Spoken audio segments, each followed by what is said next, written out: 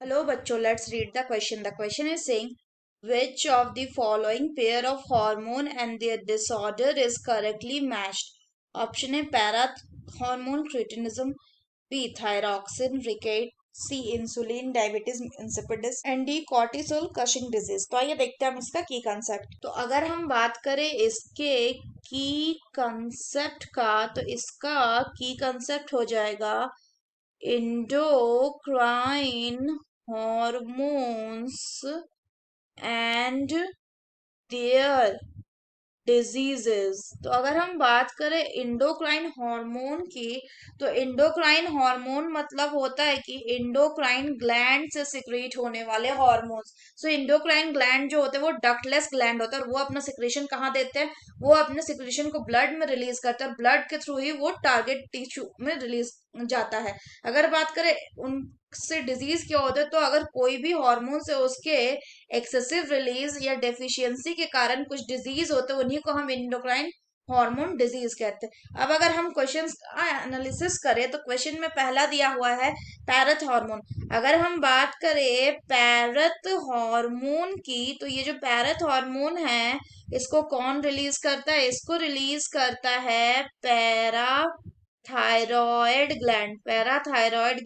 अगर हम बात करें ये क्या करता है, तो ये जो है ये ब्लड में कैल्शियम के लेवल को मेंटेन करने के काम आता है। अगर बात करें ब्लड हम पैराथायराइड हार्मोन की डेफिशिएंसी होगी तो क्या हो जाएगा? तो पैराथायराइड हार्मोन की डेफिशिएंसी के कारण ब्लड में कैल्शियम की कमी हो जाएगी और कैल्शियम जो होता है वो बोन के लिए बहुत जरूरी होता है। तो इसका मतलब क्या होगा कि बोन को भी इफेक्ट होगा। दूसरा दिया हुआ है थायरॉक्सिन। अगर बात करें थायरॉक्सिन की, तो थायरॉक्सिन को कौन रिलीज करता है?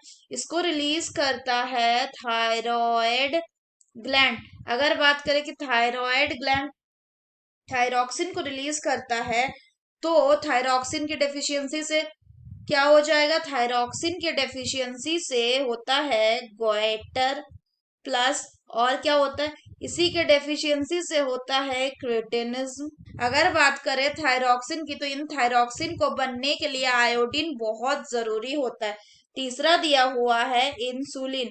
अगर हम बात करें इंसुलिन की, तो इंसुलिन को कौन सिक्रीट करता है? तो insulin is secreted by the beta cell of pancreas. Pancreas का बीटा सेल इंसुलिन को सिक्रीट करता है। अगर हम बात करें इंसुलिन क्या करता है, तो ये ब्लड ग्लूकोज लेवल को मेंटेन करता है। सो ब्लड ग्लूकोज लेवल को ये मेंटेन करता है। तो क्या करता है? ये ब्लड ग्लूकोज लेवल जो है इसको ये डिक्रीज करता है। तो अगर हम बात करें इंसुलिन की डेफिशिएंसी हो जाएगी तो क्या होगा? तो इंसुलिन की डेफिशिएंसी होने पे बॉडी में ब्लड ग्लूकोज लेवल ज्यादा हो जाएगा, जिससे एक डिजीज होता है जिसका नाम होता है डायबिटीज मेलाइटस। अगर हम नेक्स्ट बात करें, तो नेक्स्ट दिया हुआ है कॉर्टिसोल।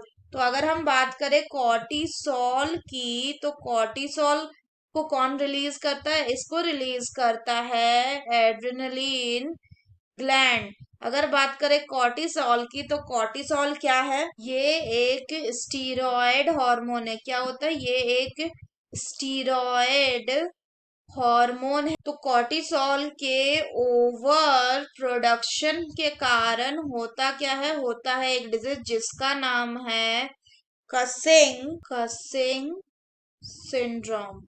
तो अगर हम बात करें कसिंग सिंड्रोम की, तो कसिंग सिंड्रोम में क्या होता है? लॉन्ग टर्म तक हाई लेवल ऑफ कॉर्टिसोल का एक्सपोजर रहता है। तो अगर बात करें इसके सिम्टम्स की, तो कसिंग सिंड्रोम में क्या हो जाएगा?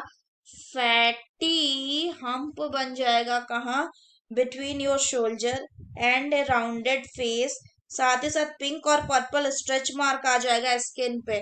तो fatty hump plus rounded face हो जाएगा, प्लस पिंक और पर्पल जो है स्ट्रेच मार्क आ जाएगा। स्ट्रेच मार्क कहाँ पे?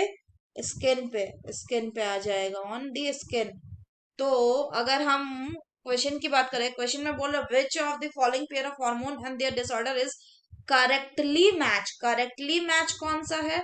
अगर सही से तो बात करें option D that is cortisol, this is causing Cushing syndrome. अगर बाकी की बात करें तो जो क्रेटिनिज्म है ये इसको कौन कॉज करता है? ये कॉज होता है due to the deficiency of thyroid hormone. अगर हम बात करें रिकेट की, तो रिकेट्स में क्या होता है कि बच्चों में होता है ये, और इसमें बोन का वीकनिंग हो जाता है। This is cause due to the inadequate amount of vitamin D. अगर हम बात करें डायबिटीज इंसिपिडिस की, तो इसमें क्या होता है, इसमें जो एंटी डायूरेटिक हार्मोन होता है जो कि पोस्टीरियर पिट्यूटरी से रिलीज होता है, उसका सिक्रेशन में कमी आ जाती है। और अगर बात करें एंटी डायूरेटिक हार्मोन का, तो उसका काम होता है ऑस्मो रेगुलेशन करना। तो चूंकि वो ऑस्मो रेगुलेट नहीं कर पाता, इसीलिए जो है डायबिटीज इंसिपिडिस कॉज होता है। So that's all for the question बच्चों, hope you understood it well, best of luck.